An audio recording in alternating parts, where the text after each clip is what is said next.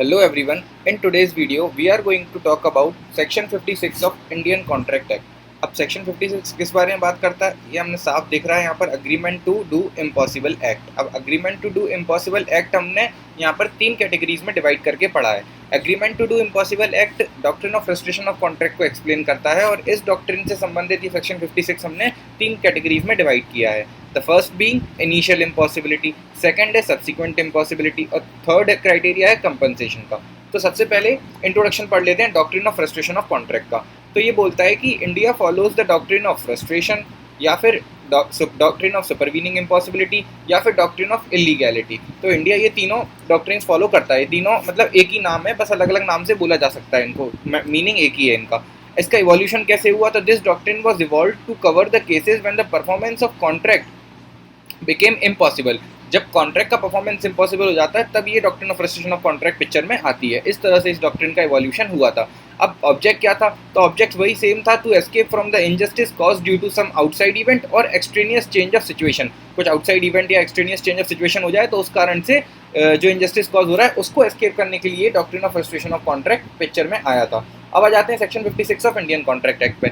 Section 56 में सबसे पहले बात करेंगे इनिशियल इम्पॉसिबिलिटी की। तो यहाँ पर बोला गया कि agreement to do an impossible act is void. मतलब क्या है? देखो, इनिशियल इम्पॉसिबिलिटी वर्ड है, मतलब कि एग्रीमेंट में एंटर होते समय ही इनिशियल स्टेज पे ही आपको पता है कि ये एग्रीमेंट इम्पॉसिबल है परफॉर्म करना, फिर भी आप एंटर कर रहे हो, तो उस केस में such agreement to do an impossible act, ऐसा एक्ट जो कि इम्पॉसिबल है, उस एक्ट को करने के लिए अगर आप एग्रीमेंट में एंटर कर रहे हो तो वो इनिशियल इम्पॉसिबिलिटी में फॉल करेगा एंड दैट इज वॉइड।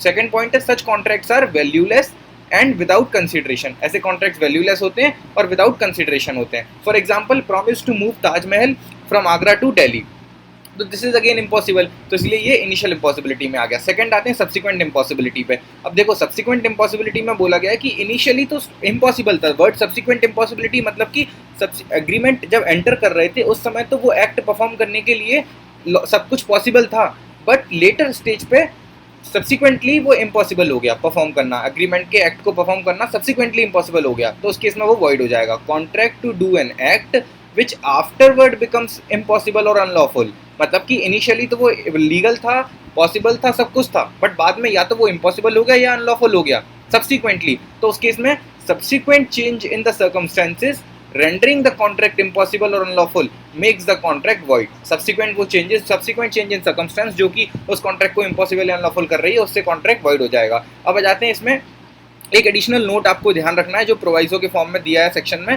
तो section 56 is not applied where the performance of contract becomes difficult और अनप्रॉफिटेबल और कमर्शियल हार्डशिप।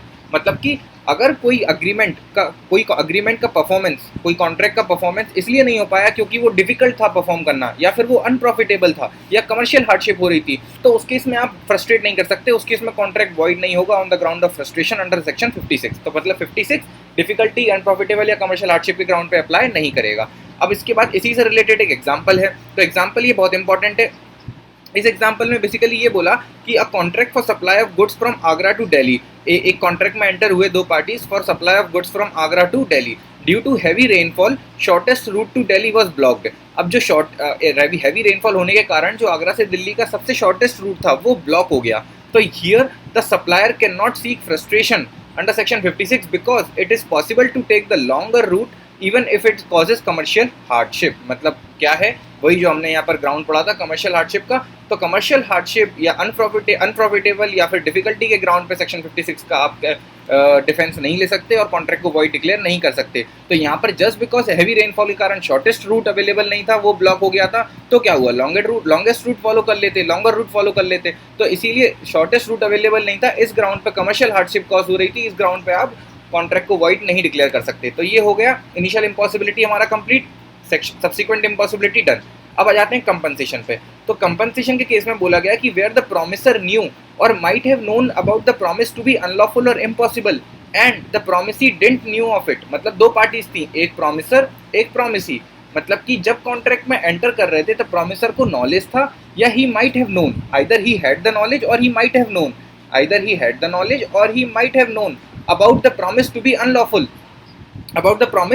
अनलॉफुल, तो उस केस में अनलॉफुल या इम्पॉसिबल, उसको पता था कि जो प्रॉमिस जिसमें वो एंटर कर रहे हैं वो या तो अनलॉफुल होगा या इम्पॉसिबल होगा, वो परफॉर्म नहीं होगा, तो उस केस में, और इस बात का नॉलेज प्रोमिसी को नहीं था, तो फिर क्या होगा, प्रोमिसी को कोई प्रोटेक्शन दिया जाएगा क्या? तो answer is then in that case promisor is bound to compensate the promisee for the losses due to non performance के ग्राउंड पे promisor is bound to compensate the promisee। क्यों? क्योंकि यहाँ पर पॉइंट बस इतना सा है कि promisor को नॉलेज था या he might have known about the promise to be unlawful or impossible, इसीलिए he is bound to compensate the promisee for the losses due to non performance। अब इसके बाद आ जाते हैं, ये हो गया हमारा agreement to do impossible act. अब agreement to do impossible act का मेन प्रोवाइजो खत्म हो गया हमारा, main provision, initial impossibility, subsequent impossibility और कंपनसेशन, 3 हेडिंग्स में। इसके बाद आते हैं हम नेक्स्ट हेडिंग पे जो कि बात करता है नोट्स के बारे में। तो देखो अब यहाँ पर इंपॉर्टेंट पॉइंट्स में हमको 2 नोट्स पढ़ने हैं, नोट 1, ठीक है, उसके बाद है note 2।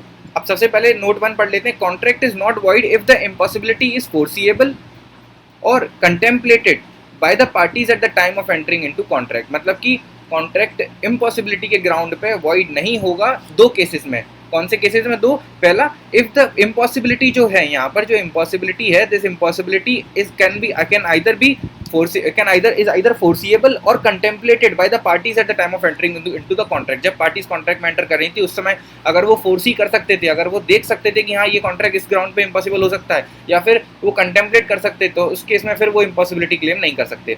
And this should be eight the time of entering into contract. अब आ जाते हैं सेकंड नोट पे। सेकंड नोट बोलता है कि if the parties put the terms in contract regarding what will happen during impossibility, then the doctrine of frustration will not apply। तो मतलब कि बेसिकली अगर पार्टीज ने आपस में कॉन्ट्रैक्ट में ये मेंशन कर लिया है कॉन्ट्रैक्ट के अंदर कि अगर कॉन्ट्रैक्ट नहीं परफॉर्म होता है during on ground of impossibility, तो उस केस में what will happen during impossibility. What will happen से मतलब क्या है कि what recourse will be available. अगर इम्पॉसिबिलिटी के ग्राउंड पे कॉन्ट्रैक्ट नहीं परफॉर्म होता है तो फिर क्या होगा, व्हाट विल हैपन। तो ये अगर कॉन्ट्रैक्ट में उन्होंने मेंशन कर लिया है, अग्री कर लिया है, फॉर एग्जाम्पल की कंपनसेट कर देंगे या कुछ भी, तो वो then in that case doctrine of frustration will not apply. मतलब अगर आपने कॉन्ट्रैक्ट में अग्री कर लिया है तो फिर वही प्रिवेल करेगा, फिर फ्रस्ट्रेशन ऑफ कॉन्ट्रैक्ट अप्लाई नहीं करेगा। तो ये हो गया हमारा बेसिक प्रोविजन। अब आ जाते हैं एडिशनली कुछ केस लॉज पे। सबसे पहले कुछ case laws including the specific grounds for frustration. अब देखो specific grounds of frustration basically 7 तरह के ग्राउंड्स हैं फ्रस्ट्रेशन के जो कि हमको पढ़ने हैं। अब 7 तरह के ग्राउंड्स हैं फ्रस्ट्रेशन के। इसमें पहला ग्राउंड है कि destruction of subject matter. Destruction of subject matter के अंदर हमको केस लॉ पढ़ना है टेलर वर्सेस कोल्डवेल का। टेलर वर्सेस कोल्डवेल के अंदर बोला गया कि वे defendant agreed to let plaintiff use his music hall between certain dates for holding a concert. एक कंसर्ट को होल्ड करने के लिए डिफेंडेंट अग्री करता है, प्लेंटिफ को वो म्यूजिक हॉल देगा। But before that first day on which contract was to be given the hall was destroyed. But जिस दिन वो हॉल देना था, जिस दिन डिफेंडेंट अग्री कर रहा था कि मैं प्लेंटिफ को हॉल दूंगा, उस दिन उससे एक दिन पहले वो डिस्ट्रॉय हो गया हॉल। बाय कैसे डिस्ट्रॉय हुआ? By fire without the fault of either party. This is important. ना तो डिफेंडेंट की गलती थी ना प्लेंटिफ की गलती थी, मतलब कि वही on account of some extraneous circumstances या चेंज इन सर्कमस्टेंस के कारण ये डिस्ट्रॉय हो गया। तो यहाँ पर सब्जेक्ट मैटर ही डिस्ट्रॉय हो गया। तो अब प्लेंटिफ ने सूट फाइल कर दिया डिफेंडेंट के अगेंस्ट फॉर द लॉस। तो यहाँ पर कोर्ट ने बोला कि contract dependent upon continued existence of hall. Contract किस पे डिपेंडेंट था? कंटिन्यूड एग्जिस्टेंस ऑफ हॉल पे। और यहाँ पर and its destruction made it impossible to perform the contract and hence the contract is void. क्योंकि यहाँ पर उसका हॉल ही एग्जिस्टेंस में नहीं रहा, सब्जेक्ट मैटर ही डिस्ट्रॉय हो गया, तो इसलिए कॉन्ट्रैक्ट बिकम्स वॉइड। ये तो हो गया हमारा पहला ground for frustration, destruction of subject matter. Second ground है चेंज इन सर्कमस्टेंसेस। अब देखो चेंज इन सर्कमस्टेंसेस के अंदर, चेंज इन सर्कमस्टेंसेस में हमको केस लॉ पढ़ना है सत्याव्रत घोष वर्सेस मुगनू राम। सत्याव्रत घोष वर्सेस मुगनू राम के अंदर ये बोला गया कि वर्ड्स इम्पॉसिबल, इसमें बस आपको रीजनिंग इसका जो हेल्ड है वो ध्यान रखना है कि words which are impossible not to be used in the sense of physical और लिटरल इम्पॉसिबिलिटी। मतलब कि जो यहाँ पर इम्पॉसिबल वर्ड है वो लिटरल सेंस में नहीं लेना है आपको। Performance of the act may not be literally impossible but it may be impracticable and useless from the point of view of object and purposes which the parties had in view। मतलब कि parties ने जिस तरीके से सोचा था कि ये कॉन्ट्रैक्ट परफॉर्म होगा, अगर उस सेंस में अब वो प्रैक्टिकेबल नहीं है परफॉर्म करना या फिर अब वो यूजलेस हो रहा है परफॉर्म करना, तो उसको भी हम इम्पॉसिबिलिटी में ही मानेंगे। इम्पॉसिबिलिटी वर्ड को लिटरल सेंस में नहीं लेना है। तो ये है सत्याव्रत घोष वर्सेस मुगनू राम के अंदर ये हेल्ड किया गया था, ये आपको ध्यान रखना है। इसके बाद आते हैं थर्ड ग्राउंड पे जो कि बात करता है वॉर के बारे में। ठीक है, तो अब इसमें थर्ड ग्राउंड है वॉर, जिसमें बोला गया कि अगर वॉर लाइक सिचुएशन आ जाती है तो उस केस में भी फिर अगर वॉर चल रहा है तो उस केस में अगर उसी दौरान पे कोई कॉन्ट्रैक्ट चल रहा था तो कॉन्ट्रैक्ट फ्रस्ट्रेट हो जाएगा ऑन ग्राउंड ऑफ वॉर। फिर आते हैं फोर्थ ग्राउंड पे। फोर्थ ग्राउंड है डेथ और इनकैपेसिटी ऑफ पार्टीज। अगर जो पार्टीज टू द कॉन्ट्रैक्ट थी उसमें से किसी पार्टी की डेथ हो जाती है या इनकेपेसिटी, पार्टी इनकॉम्पिटेंट हो जाती है, वो इनकेपेबल है, तो उस केस में फिर कॉन्ट्रैक्ट वॉइड हो जाएगा। फिर उसके बाद फिफ्थ पॉइंट है गवर्नमेंट इंटरवेंशन। गवर्नमेंट इंटरवेंशन से मतलब है कि चेंज इन लॉ। पहले लॉ मान लो कोई आपका सब्जेक्ट मैटर था, फॉर एग्जांपल वीड लेके चलो या आप कोई लिकर लेके चलो, अगर लिकर की ट्रेडिंग पहले वाले लॉज में इलीगल थी, बट अब पहले वाले लॉज में लीगल थी, बट अभी नया लॉ आ गया जिसमें लिकर की ट्रेडिंग इलीगल कर दी गई है, बैन कर दिया गया है, तो उस केस में फिर गवर्नमेंट इंटरवेंशन आ गया, तो उस कारण से कॉन्ट्रैक्ट वॉइड हो गया, तो वो भी हो सकता है। फिर सिक्स्थ ग्राउंड है एक्ट ऑफ गॉड। अगर कोई एक्ट ऑफ गॉड के कारण कॉन्ट्रैक्ट कोई सब्जेक्ट मैटर से रिलेटेड था, कोई बिल्डिंग से रिलेटेड था, और अगर वो बिल्डिंग ही कोई गुड्स या मटेरियल से रिलेटेड था, और वो गुड्स या मटेरियल किसी एक्ट ऑफ गॉड से, मतलब कि फ्लड वगैरह के कारण वो गुड्स डिस्ट्रॉय हो गए, तो उस केस में भी अगेन एक्ट ऑफ गॉड लग जाएगा। फिर आता है लास्ट, जो कि बहुत इंपॉर्टेंट ग्राउंड है फॉर ये frustration of contract, that is non occurrence of contemplated event. Non occurrence of contemplated event के अंदर इंपॉर्टेंट ये इसलिए बन जाता है बिकॉज इसमें जुडिशियल एस्पिरेंट्स के लिए क्रेल वर्सेज हेनरी का केस बहुत इंपॉर्टेंट है। इसको फेमसली बोला गया है किंग्स कोरोनेशन केस। अब इस केस में क्या हुआ कि defendant agreed to hire from plaintiff a flat for June 26 and 27 on which days King's coronation procession would pass along that place। तो 26-27 जून को डिफेंडेंट ने प्लेंटिफ से उसका फ्लैट किराए पे लिया, सिर्फ 2 दिन के लिए, 26 जून और 27 जून। क्यों लिया? क्योंकि इस 26-27 के जून के दिन किंग्स का कोरोनेशन, किंग्स का बेसिकली प्रोसेशन निकलेगा और उसको वो देख पाए, इसलिए उसने रेंट पे लिया। और डिफेंडेंट ने rent was partly paid in advance, but owing to the king's illness the procession was cancelled and the defendant refused to pay the balance amount। मतलब कि यहाँ पर रेंट पार्टली पे किया था डिफेंडेंट ने एडवांस का, और उसके बचा रिमेनिंग वो बाद में पे करता, बट हुआ क्या कि किंग्स की इलनेस के कारण वो प्रोसेशन कैंसिल हो गया, और इस कारण से अब यहाँ पर डिफेंडेंट बचा अमाउंट पे नहीं कर रहा है, रिमेनिंग अमाउंट। तो उस केस में प्लेंटिफ ने सूट फाइल किया, तो कोर्ट ने हेल्ड किया कि the real objective of contract was to get view of the procession. Contract में एंटर करने का व्यू ही ये, कॉन्ट्रैक्ट में एंटर करने का ऑब्जेक्ट ही ये था कि वो फ्लैट से प्रोसेशन को देख पाए, विच सब्सिक्वेंटली बिकेम इम्पॉसिबल, क्योंकि यहाँ पर वो किंग्स की इलनेस के कारण उसका प्रोसेशन कैंसिल हो गया, और क्योंकि किंग्स की इलनेस के कारण उसका प्रोसेशन कैंसिल हो गया, तो वो सब्सिक्वेंटली इम्पॉसिबल हो गया, उसका ऑब्जेक्ट वो देख ही नहीं पाया। So now the plaintiff is not entitled to recover the balance amount. तो वो बैलेंस अमाउंट को प्लेंटिफ रिकवर नहीं कर पाएगा, क्योंकि फ्रस्ट्रेट हो गया कॉन्ट्रैक्ट क्यों फ्रस्ट्रेट हुआ? On ground of subsequent impossibility. तो ये 7 ग्राउंड्स थे फॉर फ्रस्ट्रेशन। अब आ जाते हैं लास्ट हेडिंग पे, जो कि बात करता है इफेक्ट ऑफ फ्रस्ट्रेशन। अगर कॉन्ट्रैक्ट फ्रस्ट्रेट हुआ है तो उसका क्या इफेक्ट होगा?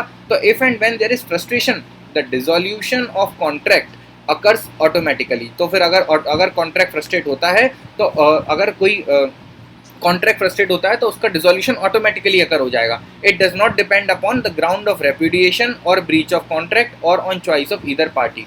तो फिर वो इन सब पे डिपेंड नहीं करेगा, ग्राउंड्स ऑफ रेपुडिएशन पे या ब्रीच ऑफ कॉन्ट्रैक्ट पे या फिर चॉइस ऑफ ईदर पार्टी पे डिपेंड नहीं करेगा। अगर कॉन्ट्रैक्ट फ्रस्ट्रेट हुआ तो वो ऑटोमेटिकली डिसॉल्व हो जाएगा। तो दिस वाज ऑल अबाउट हमारा फ्रस्ट्रेशन ऑफ कॉन्ट्रैक्ट, जिसके अंदर हमने बेसिकली स्पेसिफिक ग्राउंड्स पढ़े, और स्पेसिफिक ग्राउंड्स के साथ इनिशियल इम्पॉसिबिलिटी, सब्सिक्वेंट इम्पॉसिबिलिटी और कंपनसेशन के बेसिस पे सेक्शन 56 को डिवाइड किया था, और स्पेसिफिक ग्राउंड्स में हमने टोटल 7 ग्राउंड्स पढ़े थे। इस तरह हमारा कंप्लीट होता है सेक्शन 56। मिलेंगे अगली वीडियो में, जहाँ सेक्शन 57 के ऑनवर्ड्स बात करेंगे। अगर आपको वीडियो पसंद आई है तो do like and share and subscribe.